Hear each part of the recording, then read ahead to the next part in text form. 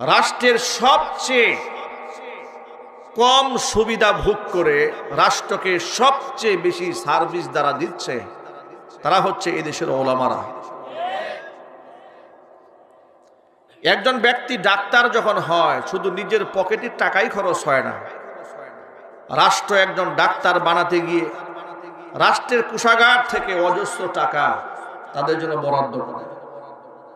কথা বলেন, একজন ইঞ্জিনিয়ার যখন সে শেষ করে বুয়েট থেকে যখন পাস করে তার পেছনে রাষ্ট্রের অজস্র টাকা বরাদ্দ থাকে। এরপরে ডাক্তার হওয়ার পরে জাতিকে তিনি সেবা দেন। একজন খেলোয়াড় যখন বিদেশে পারফর্ম করেন, যদি সেখানে তারা কোনো ভালো পারফরমেন্স দেখাতে পারেন, যদি কোনো ট্রফিকে জয় করতে পারেন, দেশের সুনাম হয়, সুখ্যাতি হয়। কিন্তু এমন একজন প্লেয়ার